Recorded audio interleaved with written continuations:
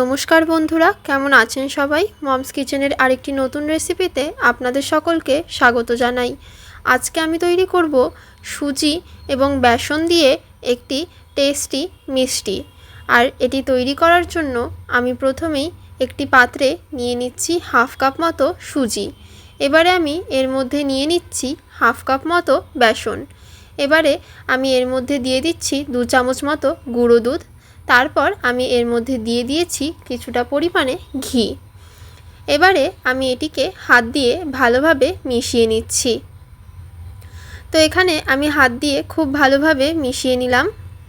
এবারে আমি এর মধ্যে দিয়ে দিচ্ছি কিছুটা পরিমাণে দুধ। তারপর এটিকে আমি হাত দিয়ে ভালোভাবে মেখে নিচ্ছি। এখানে কিন্তু আমি খুব বেশি পরিমাণে দুধ দেইনি, কিছুটা অল্প পরিমাণে দিয়েছি, যেন এটি খুব বেশি শক্তও না হয় আবার খুব বেশি নরমও না হয়, সেরকমভাবে এটিকে মেখে নিতে হবে। তো এখানে আমি আবার আরেকটু অল্প পরিমাণে দুধ দিয়ে দিয়েছি। এবারে আমি এটিকে খুব ভালোভাবে মেখে নিচ্ছি। তো এখানে দেখুন এটি কিন্তু আমার মাখা হয়ে গেছে। আর আপনারা দেখতেই পাচ্ছেন এখানে আমি ঠিক যেরকম বলেছিলাম যে খুব বেশি শক্তও হবে না আবার খুব বেশি নরমও হবে না, সেরকমভাবে একটি ডো তৈরি করে নিতে হবে। আমি কিন্তু ঠিক সেরকমই তৈরি করে নিয়েছি। এবারে আমি এটির 3টি লেচি তৈরি করে নিলাম। এবারে আমি শুকনো আটা ছড়িয়ে নিয়ে এটিকে ভালোভাবে বেলে নিচ্ছি। এখানে কিন্তু আমি এটিকে রুটির মতো করে বেলে নেব। এখানে দেখতেই পাচ্ছেন আমি এটিকে খুব ভালোভাবে বেলে নিচ্ছি। তো এক এক করে আমার সবগুলি কিন্তু বেলে নেওয়া হয়ে গেছে।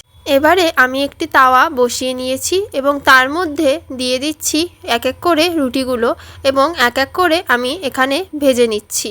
তো এখানে উল্টে পাল্টে নিয়ে আমি এখানে ভালোভাবে এগুলি ভেজে নিলাম। আর হ্যাঁ, এগুলি কিন্তু খুব বেশি ভাজতে হবে না, কিছুটা এরকম ভাজা হলেই নামিয়ে নেবেন। এবারে আমি একটি ফ্রাইং প্যানে দিয়ে দিচ্ছি কিছুটা পরিমাণে জল। তারপর আমি এর মধ্যে দিয়ে দিচ্ছি কিছুটা পরিমাণে চিনি। তারপর আমি এটির একটি শিরা তৈরি করে নিচ্ছি।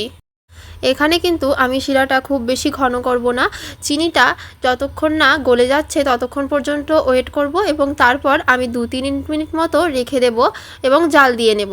এবারে আমি যে তৈরি করে রেখেছিলাম রুটিগুলো, সেগুলো আমি ভালোভাবে হাত দিয়ে ভেঙে নিচ্ছি এবং গুঁড়ো গুঁড়ো করে নিচ্ছি। এবারে আমি এটি মিক্সিতে দিয়ে দিয়েছি। তারপর আমি এটির পাউডার তৈরি করে নিয়েছি। পাউডারটি নামিয়ে নেওয়ার পর এবারে আমি এর মধ্যে সেই যে শিরাটা তৈরি করে রেখেছিলাম সেটি অল্প অল্প করে দিয়ে দিচ্ছি এবং হাত দিয়ে খুব ভালোভাবে মেখে নিচ্ছি। এবারে আমি এগুলিকে হাত দিয়ে এরকম নাড়ুর মতো তৈরি করে নিচ্ছি। আপনারা চাইলে এরকম নাড়ুর মতোই রাখতে পারেন, আবার চাইলে আমার মতো এরকম শেপ দিয়ে নিতে পারেন মিষ্টির আকারে। আমি এখানে হাত দিয়ে প্রথমে চেপে নিলাম সবগুলো নাড়ু। তারপর আমি একটি ছুরির সাহায্যে এর ওপর দিক দিয়ে সুন্দরভাবে ডিজাইন করে দিলাম। ব্যাস, আমাদের সুজি আর বেসন দিয়ে তৈরি হয়ে গেল একটি খুবই সুস্বাদু মিষ্টি। রেসিপিটি যদি আপনাদের কিছুটা ভালো লেগে থাকে তাহলে অবশ্যই একটি লাইক করবেন। আমার চ্যানেলের ভিডিওগুলি যদি আপনাদের কিছুটা ভালো লেগে থাকে তাহলে অবশ্যই আমার চ্যানেলটিকে সাবস্ক্রাইব করে দেবেন। আজকের মতো এইটুকুই, দেখা হচ্ছে আবার পরবর্তী আরেকটি নতুন রেসিপি নিয়ে মমস কিচেনের আরেকটি নতুন ভিডিওতে। সবাই সুস্থ থাকবেন, ভালো থাকবেন, দেখা হচ্ছে আবার কালকে। টাটা।